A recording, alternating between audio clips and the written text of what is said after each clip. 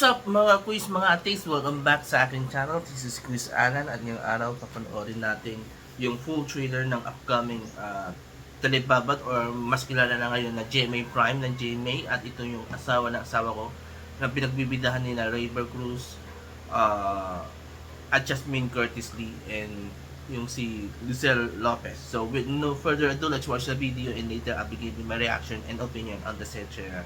Let's go!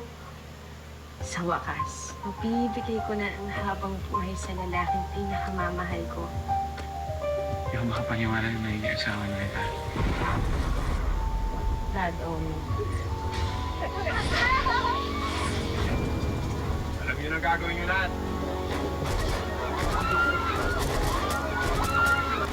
Christy!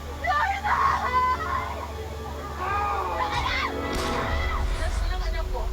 Nasaan si Christy? Patay na siya, Mr. Minatsa. Well, please. Hawakan mo si Christy.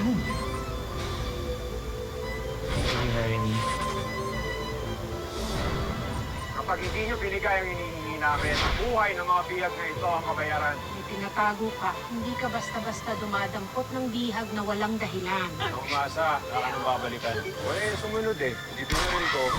Susunod ka sa akin dahil sa akin. Buhay si Christy. Ngayon na magkasama na ulit tayo, nothing will ever come between us. Patay ka na. Wala na nag-expect na babalik ka pa ulit. Hindi ako naguluhan. Pagkasan ka. Alam ko wala ka na. Dahil asawa ka niya? Kaya nga umabot sa ganyan. Anak, Sorry. Akala mo sa'yo sila. Anak ko si Tori at asawa ko si Jordan. Nakakalimutan mo na. Nakasal kami ni Jordan. Nasaan singsin mo? Hindi ko kaya na papunta sa'yo ang pamilya ko. I will do everything in my power para hindi mo makuha si Jordan. Sa tingin mo, Ang pinagtabunan ko yan, babalik yan sa'yo? Oh, please. Tigilan mo na, tanggapin mo na hindi ka niya mahal. What did you expect?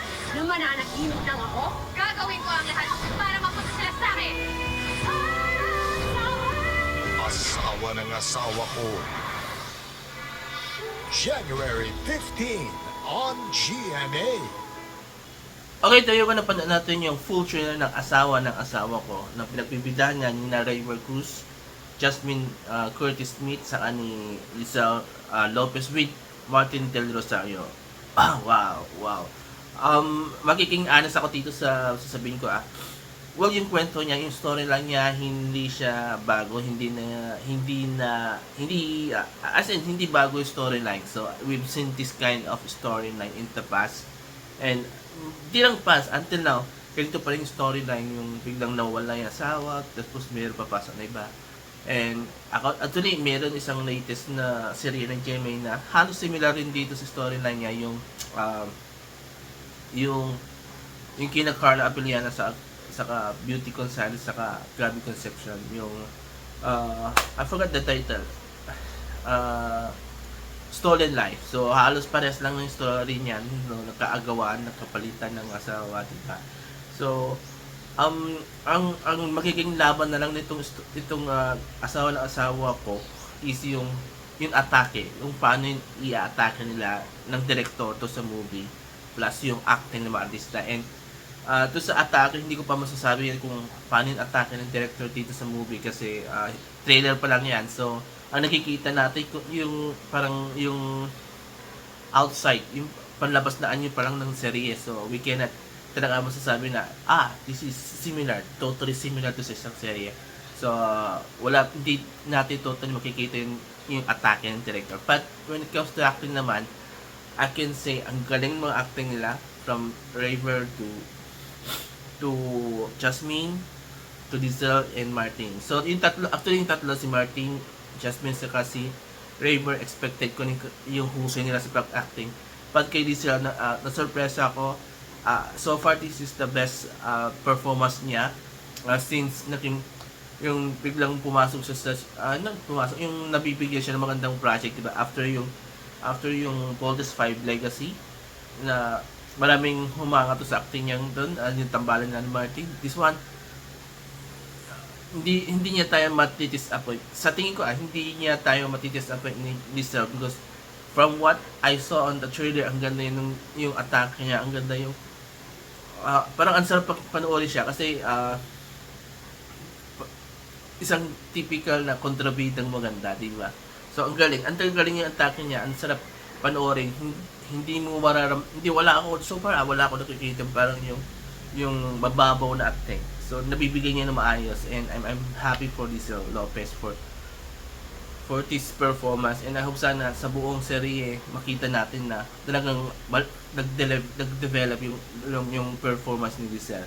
So, yun. So, hanggang sa acting wise, diba, itong panlaban nila talaga yung acting niya. And yung mga intense na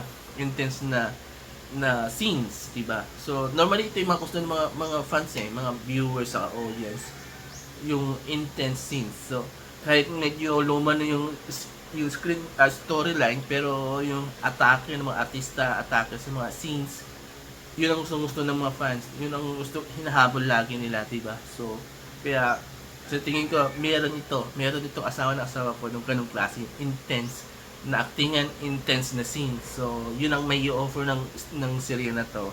So kung tipong ako yung medyo critical, don't expect something bigger dito sa serye. Pero kung ikaw yung fans na, yun nga, nabanggit ko kanina, mahilig sa mga intense scenes, intense na acting, definitely this is for you guys, kasi yun ang nakikita ko ngayon sa serye na to. Yung ganung klase, yung atake, intense scenes, mga makapigil hiningang mga acting, di ba? So yun. So far, I can say worthy naman, abangan. Pero kung nag-expect ng something, yung higher expectation for this serie, no, huwag kayo mag-expect na mataas, diba? so yun. So kung nagustuhan nyo yung full trailer ng asawa ko, mag-comment kayo dito sa baba. At kung nagustuhan nyo naman yung reaction ko at opinion ko na binigay ko, mag-comment kayo dito sa baba, and babasahin ko lahat ng mga comments nyo, and I will try to react or mag-reply back sa mga comments nyo. So there you go. Maraming salamat. Before I end this video, don't forget these 4 things while watching my videos on my channel. Comment, like, share, and subscribe to my channels. Taalang Skisho, ang pinagdalagan channel, proudly from the vlog, and Tabat Lang People Princess. Maraming salamat.